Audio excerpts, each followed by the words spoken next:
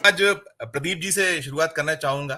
Pradeep sir, जो UP में चुप्पी टूटी है बाबा की, और चल तो यही रहा था कि कहीं ना कहीं बाबा वर्सेस साहेब लगातार बहुत लंबे अरसे से है, और ये जो हिंदुत्व वाला जो एक पैरोकारी की बात है कि कौन बड़ा ज्यादा देश के वोटरों में पैर रखने वाला है, उसमें निकलता चला जाता था कि कहीं बाबा ऊपर हैं।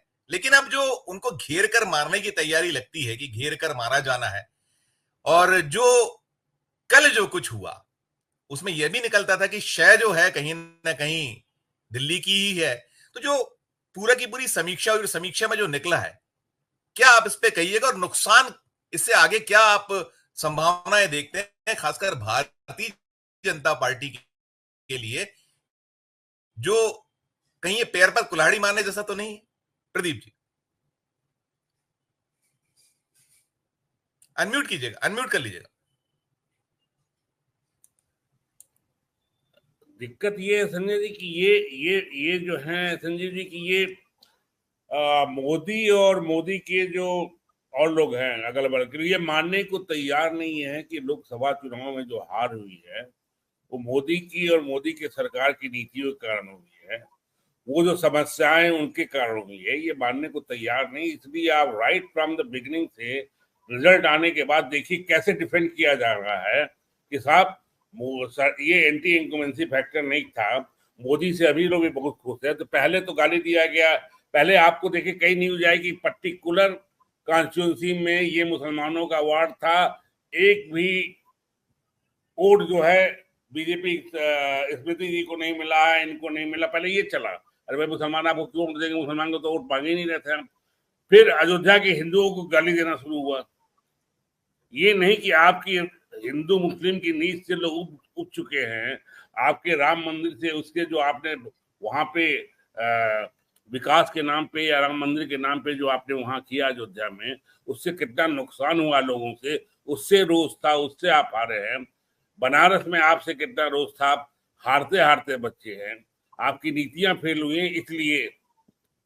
और आप वही क्यों देख रहे हैं, यूपी के बाहर भी आप पा रहे हैं। लेकिन यूपी में यूपी का झटका उनको तक रहा था, तो अब ये चला। फिर अभी आप देखिए कल उन्होंने कहा कि संविधान हत्या दिवस मनाएंगे। क्या 75? अच्छा हुआ उस समय नहीं, 1857 में जबकि दस्तखत किया था अंग्रेजों ईस्ट इंडिया कंपनी के साथ कि हम उसको मनाएंगे इसके साथ। 75 के जो लोग थे वो इस समय 70-75 साल के हुए हैं कम से कम। और संविधान की हत्या क्या हुई थी? इमरजेंसी लागू, संविधान की हत्या तो हुई नहीं थी। संविधान के प्रावधान के तहत इमरजेंसी लागू की गई थी, जिस प्रावधान को 44 अमेंडमेंट में हटाया गया। लोकतंत्र हत्या आप कह सकते हैं, लोकतंत्र हत्या दिवस मना सकते हैं। तो ये मूर्खता जो है कि आप संविधान के गलत यूज हुआ था, संविधान को हत्या नहीं की गई थी, संविधान की गलत यूज किया था प्रावधानों को, जैसे आप कर रहे हैं आजकल। आप जैसे ईडी का, सीबीआई का, सारे एक्ट का, इवन इलेक्शन कमीशन एक्ट का, जनप्रतिनिधि एक्ट का जिसे आप उल्लंघन कर रहे हैं।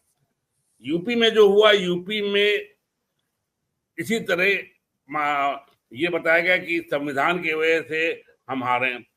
अब चौथा ठीकरा फोकरा गया यूपी पे, योगी जी पे, कि साहब हम योगी जी के यूपी में जो हारे हैं, सीट गई है, वो मोदी सरकार की वजह से नहीं गई है। वहां प्रशासन, आप समझिए इससे नंगई क्या हो गई, कह रहे हैं वहां के प्रशासन ने मदद नहीं की।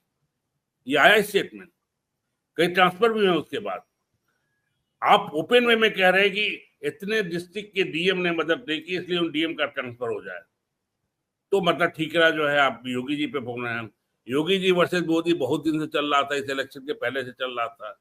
योगी जी की कितनी बेइज्जती किया मोदी जी ने, ये पूरा उत्तर प्रदेश ने भी देखा है और हिंदुस्तान ने भी देखा है। वो पैदल चल रहे हैं, आप गाड़ी पे बैठ के सवार होकर चले गए, वो बेचारे हवाई अड्डे पे पैदल चल रहे हैं। बहुत से ऐसे किस्से हैं। और फिर आपने थोपने की कोशिश की यहाँ से अपने कुछ लोगों को, जिसको मोदी जी योगी ने अस्वीकार किया। टसल चल रहा है। लेकिन कल जो रांची से बयान आया है वो महत्वपूर्ण है। मोदी वर्सेस योगी में संघ कहाँ है? संघ ने कल वहां प्रांत प्रचारकों की बैठक थी, जिसमें संघ के प्रमुख भी थे और 2-3 और भी बड़े नेता थे।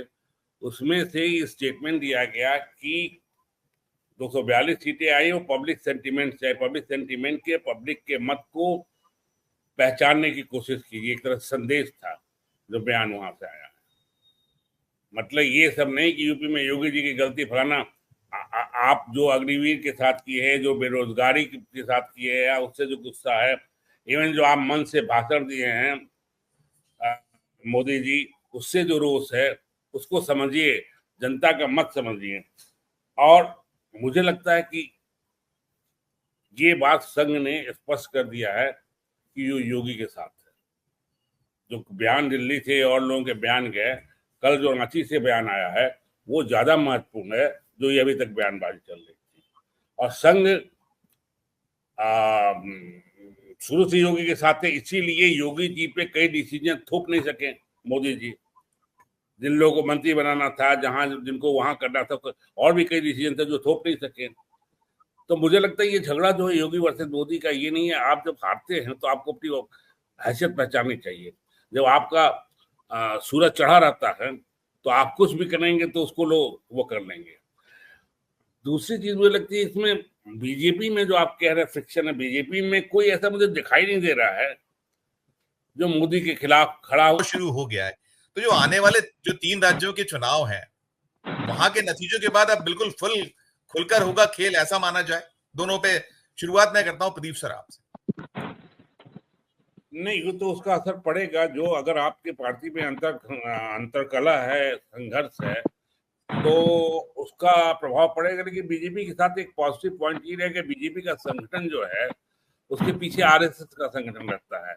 इलेक्शन में जो है आरएसएस के लोग पूरा काम करते हैं, बूथ स्तर तक काम करते हैं, तो संगठनात्मक स्तर पे नहीं कमी पड़ेगी। अब तो भाजपा ने कह दिया हमें जरूरत नहीं है संगठन की, आरएसएस की। वो तो नड्डा ने कह दिया।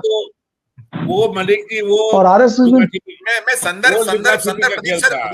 संदर्भ यही है कि आपको जरूरत भी नहीं है। एक चीज, और दूसरा जो चेहरे हैं मौजूदा, चेहरों की बात हो रही है, बदलने की बात की। उन्होंने कहा यूपी भी बड़ा कड़ा फैसला लीजिए, बाबा को बदलिए, सीधा उसका ध्वनि थे।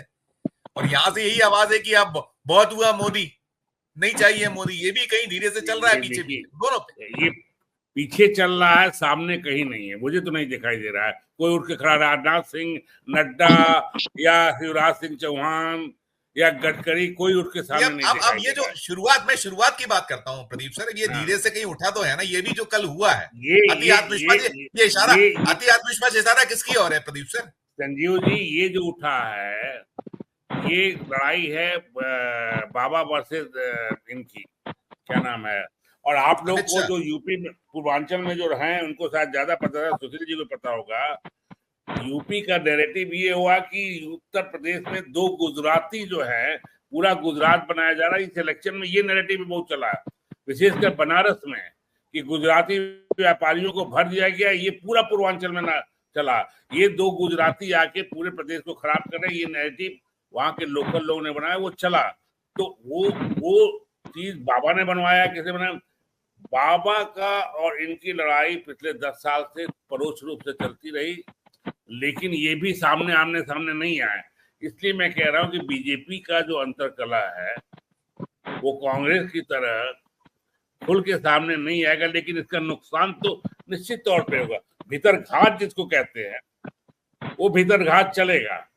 लेकिन जो मेरा अपना एक्सपीरियंस 30 साल का रहा, 35 साल का रहा है, जो मैं राजनीति देख रहा हूँ, बीजेपी पॉलिटिकल लोकतांत्रिक पार्टी है ही नहीं। मैं कभी भी इसे पॉलिटिकल लोकतांत्रिक पार्टी मानता ही नहीं हूँ। आप देखिए ना, इस समय में जो इश्यू ला रहे हैं, कोई पॉलिटिकल है?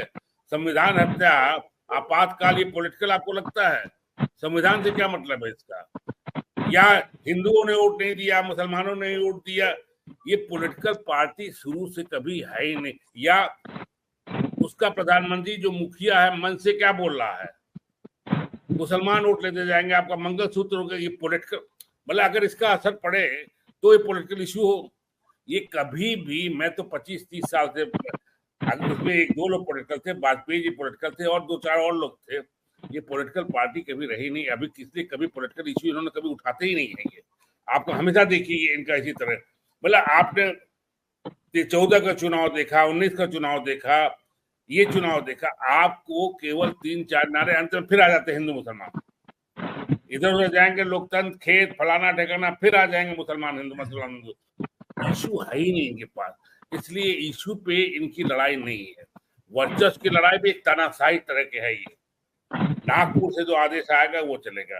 नागपुर को अगर कोई पहली बार चुनौती किसी ने दिया, ये भी फैक्ट है, हिस्टोरिकल फैक्ट में मानता हूँ कि नागपुर को अगर पहली बार किसी ने चुनौती दिया है तो मिस्टर नरेंद्र मोदी ने नागपुर को शांत जो रखा है नरेंद्र मोदी ने रखा है। और एक चीज और बता दे जिस पर ध्यान नहीं है, संघ के कार्यालय की तरह बीजेपी के कार्यालय भी बहुत जगह बन गए हैं, जिसमें माना जाता है कि ये भी बीच में संघ के कुछ लोगों ने मुझे बताया था कि मोदी जी पैरेलल संघ खड़ा कर रहे हैं अपने, उनके कार्यकर्ता।